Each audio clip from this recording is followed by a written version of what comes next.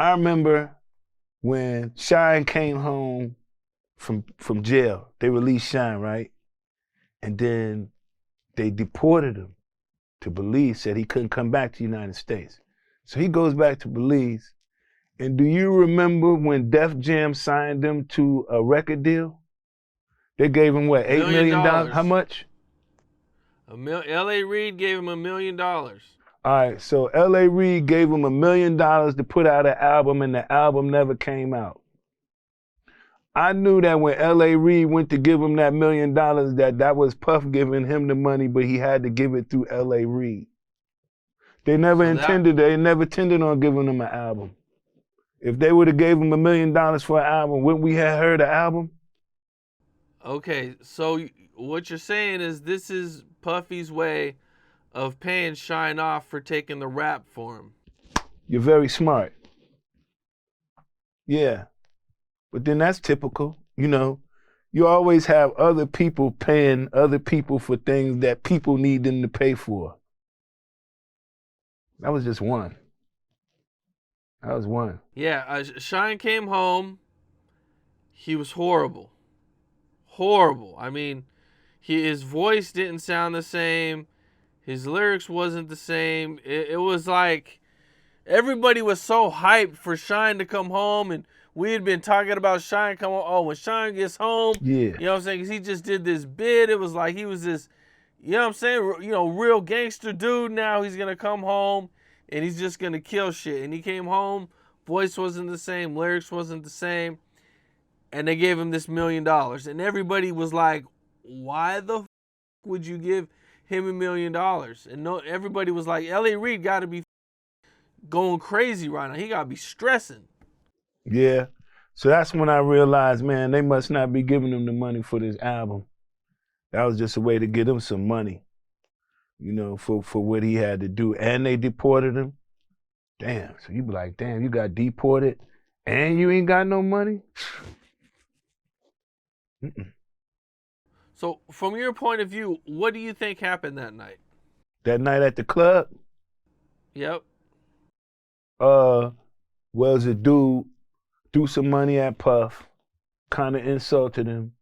Shyne being the person who hangs around Puff that feels like, you know, out of respect of my brother, or sometimes you could think Puff is like a brother. It's easy to mistake Puff as a friend. For real. Until you need him. Then when you need him, you're gonna realize he's not the same person that you thought he was, right? So you could be in the club with him and somebody could be like, yo, F Puff. And you be like, what? This nigga said what? Then you pull out the gun and want to start shooting or whatever it may be, as what Shyne did, and the next thing you know, you're in trouble. But reverse it. If it was somebody saying F Mark in the club and I was with Puff, would Puff say what? And then pull out his gun and start shooting? No, right? Right. So that just lets you know right then, if you did that for him, it was either you was just thinking something, well, you wasn't in your right frame of mind. You must have thought that this dude was your friend or somebody that cares about you. He don't care about you. He's not your friend. He gonna say, and I believe in his interview, he said that they was asking him, was Shyne like a brother or someone that was like someone he cared? He was like, he was just an artist. He was just another artist on my label. That's what Puffy said about Shyne? Yeah, and that had to hurt. You know, especially if I was Shyne. I'm like, yo, I'm in prison, and because I'm trying to protect you, and you telling them that I'm nothing but just an artist? Wow. When I shot this gun, I didn't shoot this gun as an artist. I shot this gun as someone who felt like I was a brother of yours. See, and that's something that he's capable of doing. He's capable of making you feel like he's your friend. He's capable, like I told you, I want you to understand this deep. You go into his office, you say, Puff, I'm here to talk to you about the money for my recording deal. Where's the money? He say, oh, the money's there, but I just need you to make one more song so we can start promoting and marketing. And you be like, okay, well, only thing I need is one more song. Only thing you need, Playboy, is one more song. And then you walk out that room, and in your mind, you think, I need to go to the studio right now and create one more song. And then as you walk and it hits you, and you be like, wait a minute, he just sent me for a golden chicken. He just sent me out trying to look for the impossible. So then you go back, you be like, man, hold up, man, I don't really believe in that one more song thing. I don't really believe in that. Let's think of something else. Another way we can do business. That one more song thing, man. I keep chasing that one more song. I've been chasing that one more song for so long. That song don't exist. So that's what it's like doing business with somebody. It's like the master of evasion. Somebody who can evade any question you ask them quick and send you back out, and you thinking that he just told you the answer. He ain't told you nothing. He just spent you up out of here. So is there anything else from the Shyne situation you want to add? Other than the fact that, me and Shyne lived in Puff's house together. We lived together. He was like my roommate at one point in time.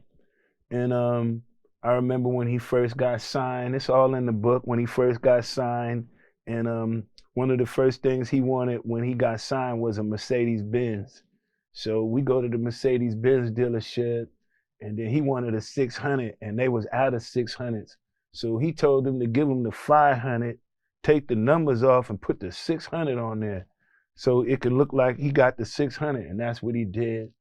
First day he come home, the window got shot out because he at some girl house, and the boyfriend come home, and he over there with his car, whatever.